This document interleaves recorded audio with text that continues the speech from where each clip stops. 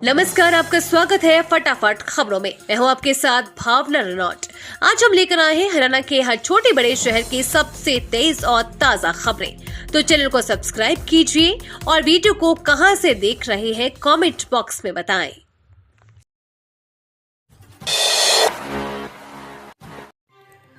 हरियाणा का मुख्यमंत्री कौन होगा, सवाल पर पीएम मोदी से मिलने के बाद ये बोले नायब सिंह सैनी।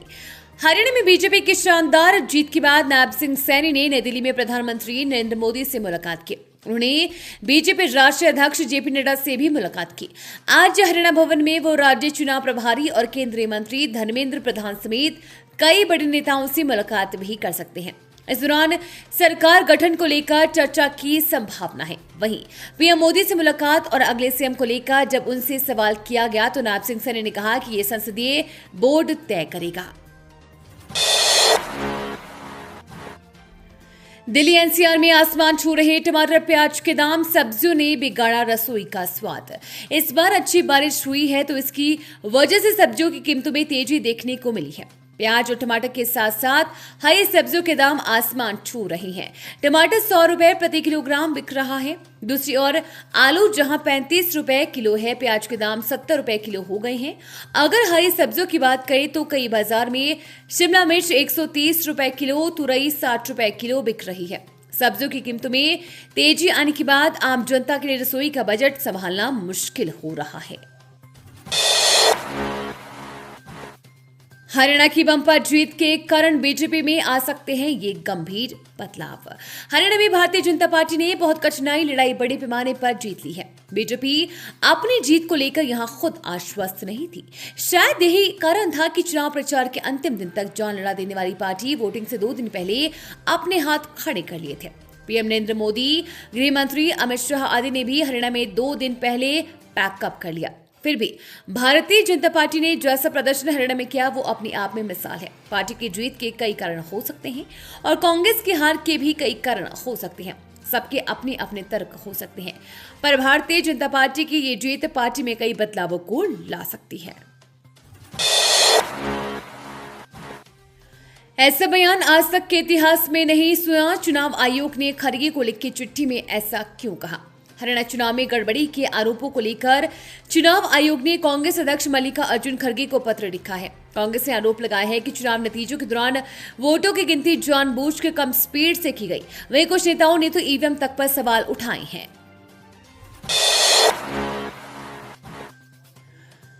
अनाज मंडी में धान की खरीद न होने से परेशान किसानों ने लगाया जाम। हरियाणा के टोहाना में रतिया रोड स्थित एडिशनल अनाज मंडी में धान की फसल लेकर आए किसानों की समस्याएं कम होने का नाम नहीं ले रही है। गुस्साए किसानों ने बुधवार को मुख्य रोड पर जाम लगाकर सरकार व प्रशासन के खिलाफ नारेबाजी की। किसानों ने कहा है कि वे पिछले 8 दिन से फसल लेकर मंडी में आए हुए हैं, लेकिन कोई सुनवाई नहीं हो रही है। इसके चलते जाम लगाना पड़ा है। किसानों के जाम की सूचना पाकर मौके पर आए मार्केट कमेटी सचिव राजीव सोलंकी ने समझाने का प्रयास किया। उन्होंने हैफेड खरीद एजेंसी से 17% नमी तक की धान की खरीद करने का आदेश दिया। 2 घंटे तक किसानों ने जाम लगाए रखा। पुलिस प्रशासन ने जाम के दौरान बाईपास के पास से रूट डायवर्ट कर वाहनों को निकाला। डेरे ने बदल दिए समीकरण, जीतने वाले हारे व हारने वाले जीते। फेल हो गया जसपा आसपा और इनेलो बसपा गठबंधन का असर। फतेहाबाद में इंडियन नेशनल लोकदल और बहुजन समाज पार्टी के साथ साथ जननायक जनता पार्टी व आजाद समाज पार्टी के गठबंधन का कोई असर देखने को नहीं मिला है। गठबंधन के प्रत्याशी एक भी सीट पर अपनी जमानत नहीं बचा पाए हैं। विशेष बात यह है कि इनेलो बसपा से फतेहाबाद सीट से चौटाला परिवार की बहू सुनैना चौटाला, जबकि टोहाना से इसी परिवार के दोहते कुणाल कंठ चुनाव लड़ रहे थे। दोनों के लिए पूर्व मुख्यमंत्री ओम प्रकाश चौटाला और प्रधान महासचिव अभय सिंह चौटाला ने भी चुनाव प्रचार किया था। इसके बावजूद फतेहाबाद व टोहाना में इनेलो बसपा प्रत्याशी 10,000 का आंकड़ा भी नहीं छू सके। टोहाना में कुणाल को 9,773, जबकि फतेहाबाद में सुनैना चौटाला को 9,681 वोट ही मिल पाए हैं। क्या हरियाणा की महिला वोटरों ने 1200 रुपए के फायदे के लिए ठुकराया राहुल के खटाखट मॉडल? हरियाणा में भारतीय जनता पार्टी ने जीत की हैट्रिक लगाई है। भाजपा की जीत में महिला मतदाताओं का बड़ा रोल रहा है। प्रदेश में 90 लाख से ज्यादा महिला वोटर है। हरियाणा की महिला मतदाताओं ने भाजपा के वादों पर मुहर लगाते हुए पार्टी को पूर्ण बहुमत दिलाया है। भाजपा ने अपने चुनावी संकल्प पत्र में प्रदेश की महिलाओं को हर महीने 2100 रुपए देने का दावा किया है। वहीं कांग्रेस ने अपने घोषणा पत्र में महिलाओं को हर माह 2000 रुपए देने की बात कही थी। राज्य की महिलाओं ने 1200 रुपए के फायदे के लिए राहुल गांधी के खटाखट मॉडल को नकार दिया है। प्रदेश में भाजपा की सरकार बनी है, ऐसे में महिलाओं को हर साल 1200 रुपए का फायदा हुआ है। पूर्व सीएम हुड्डा सहित कांग्रेस प्रतिनिधि मंडल पहुंचा। चुनाव आयोग कार्यालय अधिकारियों से की मुलाकात।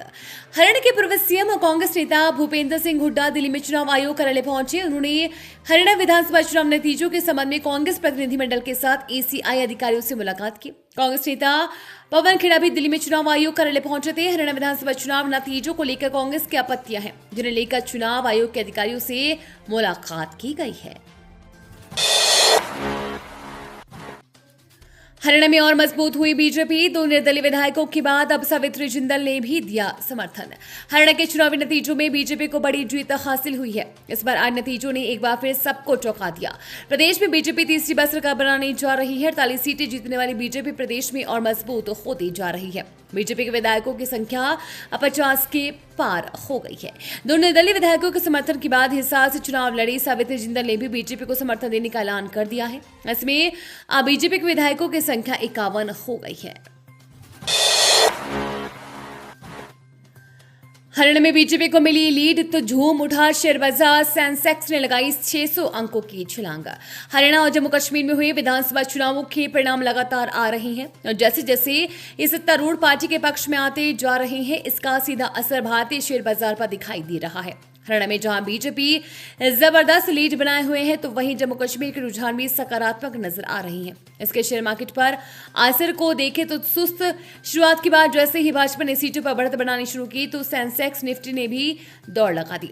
दोपहर 1:30 बजे तक बॉम्बे स्टॉक एक्सचेंज का 30 शेयर वाला सेंसेक्स करीब 617.35 अंक उछलकर 81,669 पर पहुंच गया। दंगे, साइबर फ्रॉड और चोर बाजारी का अड्डा हरियाणा की वो 3 सीटें जहां बीजेपी आज तक नहीं जीत पाई।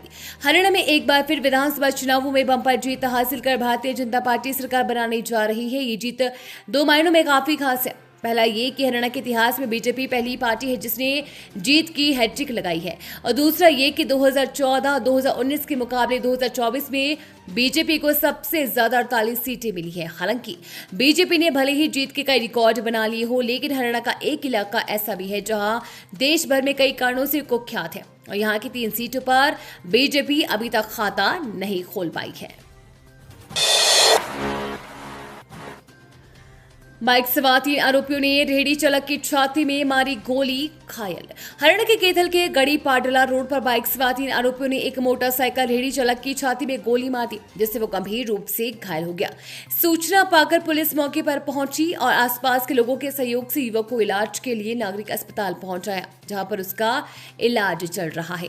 पुलिस ने 3 आरोपियों के खिलाफ केस दर्ज कर जांच शुरू कर दी है। आरोपियों की पहचान पाडला निवासी हर्ष, साहिल और गौरव के रूप में हुई है। शिकायतकर्ता के अनुसार हर्ष ने गोली चलाई, जबकि साहिल और गौरव ने उस पर कड़ों से हमला किया। ये थी आज की फटाफट खबरें। हम मिलेंगे अगले बुलेटिन में, तब तक के लिए धन्यवाद और जय हिंद।